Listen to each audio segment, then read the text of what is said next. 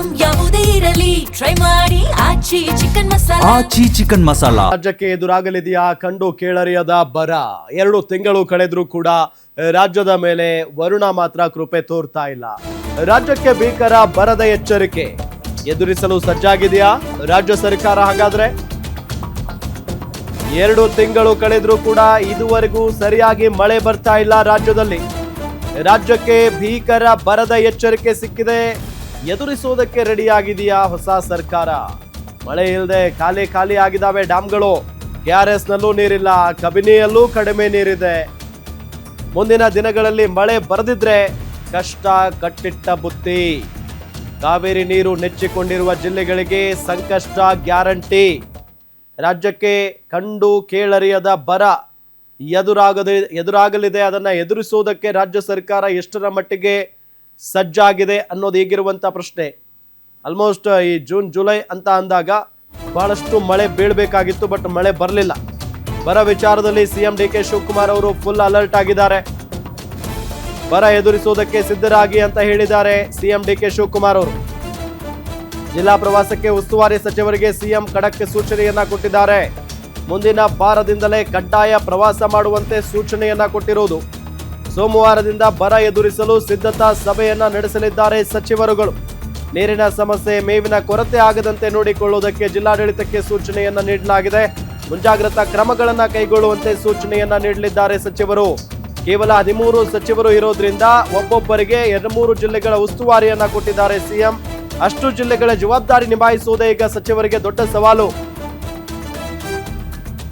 ಈಗ ಒಬ್ಬೊಬ್ಬರಿಗೆ 2-3 ಜಿಲ್ಲೆಗಳನ್ನ ಜವಾಬ್ದಾರಿಯನ್ನ ಕೊಟ್ಟಿದ್ದಾರೆ, ಉಸ್ತುವಾರಿ ಜವಾಬ್ದಾರಿಯನ್ನ ಕೊಟ್ಟಿದ್ದಾರೆ ಸಿಎಂ.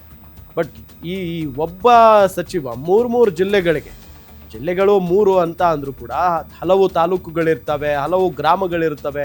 ಎಲ್ಲಾ ಕಡೆ ಹೋಗೋದಕ್ಕೆ ಸಾಧ್ಯ ಆಗುತ್ತಾ ಅನ್ನೋದೊಂದು ಪ್ರಶ್ನೆ. ಇದೇ ವಿಚಾರಕ್ಕೆ ಸಂಬಂಧಪಟ್ಟಂತೆ ಡೀಟೇಲ್ಸ್ ಕೊಡ್ತಾರೆ ನಮ್ಮ political bureau head Maruti Pavagada ಸಂಪರ್ಕದಲ್ಲಿದ್ದಾರೆ. ಮಾರುತಿ, ಈಗ ಮಳೆ ಬರ್ತಾ ಇಲ್ಲ, ಇದರಿಂದ ರೈತ ವರ್ಗ ಬಹಳಷ್ಟು ಸಂಕಷ್ಟಕ್ಕೆ ಈಡಾಗ್ತಾ ಇದೆ. ಇದೆಲ್ಲದರ ನಡುವೆ ಈ ಬರದ ವಾತಾವರಣವನ್ನ ಎದುರಿಸೋದಕ್ಕೆ ರಾಜ್ಯ ಸರ್ಕಾರ ಯಾವ ರೀತಿಯಾಗಿ ತಯಾರಿಯನ್ನ ಮಾಡ್ಕೊಳ್ತಾ ಇದೆ?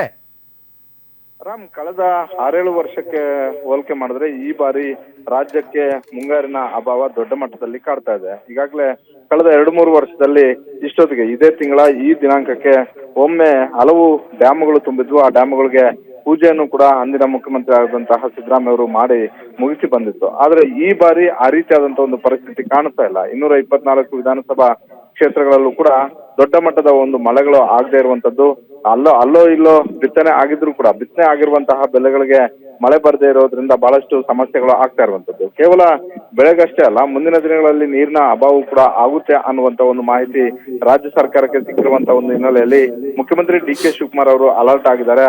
ಎಲ್ಲ ಜಿಲ್ಲಾ ಉಸ್ತುವಾರಿ ಸಚಿವರಿಗೆ ಅಷ್ಟೇ ಅಲ್ಲ, ಜಿಲ್ಲಾಡಳಿತಕ್ಕೂ ಕೂಡ ಸೂಚನೆಗಳನ್ನ ಕೊಟ್ಟಿದ್ದಾರೆ. ಅದರಲ್ಲೂ ಕಂದಾಯ ಇಲಾಖೆ ವ್ಯಾಪ್ತಿಗೆ ಬರುವಂತಹ ಜಿಲ್ಲಾಧಿಕಾರಿಗಳಾಗಿರ್ಬೋದು, SCಗಳಾಗಿರ್ಬೋದು, ತಹಶೀಲ್ದಾರ್ಗಳಾಗಿರ್ಬೋದು, ನಿಮ್ಮ ವಿಧಾನಸಭಾ ಕ್ಷೇತ್ರಗಳಲ್ಲಿ, ನಿಮ್ಮ ಜಿಲ್ಲೆಗಳಲ್ಲಿ ನಿಮಗೆ ಬರುವಂತಹ ಕಂದಾಯ ವಲಯಗಳಲ್ಲಿ ಯಾವ ಪರಿಸ್ಥಿತಿ ಇದೆ ಅನ್ನುವಂತ ಒಂದು ಮಾಹಿತಿಯನ್ನ ಸಂಪೂರ್ಣವಾಗಿ ಜಿಲ್ಲಾ ಉಸ್ತುವಾರಿ ಸಚಿವರಿಗೆ ಕೊಡಬೇಕು ಅಂತ. ಜೊತೆಗೆ ಜಿಲ್ಲಾ ಉಸ್ತುವಾರಿ ಸಚಿವರಿಗೆ ಈಗಾಗಲೇ ಟಾಸ್ಕ್ ಅನ್ನ ಕೊಟ್ಟಿರುವಂತಹ ಮುಖ್ಯಮಂತ್ರಿ DK ಶಿವಕುಮಾರ್ ಅವರು ಈ ಸೋಮವಾರದಿಂದ ಎಲ್ಲರೂ ಕೂಡ ಜಿಲ್ಲಾ ಪ್ರವಾಸಗಳನ್ನ ಮಾಡುವಂತದ್ದು ಕಡ್ಡಾಯ. ಜೊತೆಗೆ ಆಯಾ ಜಿಲ್ಲೆಗಳಲ್ಲಿ ನೀರಿನ ಸಮಸ್ಯೆ, ಹುಲ್ಲಿನ ಸಮಸ್ಯೆ ಯಾವ ರೀತಿಯಾಗಿ ಇದೆ, ಮುಂದೆ ಇನ್ನೂ ಬರ ಹೆಚ್ಚಾದ್ರೆ ಅದನ್ನ ನಿರ್ವಹಣೆ ಮಾಡೋದಕ್ಕೆ ಅಲ್ಲಿನ ಆರ್ಥಿಕ ಸಂಪನ್ಮೂಲಗಳು ಯಾವ ರೀತಿಯಾಗಿದೆ ಅನ್ನುವಂತ ಒಂದು ಮಾಹಿತಿಯನ್ನ ಕೊಡಬೇಕು.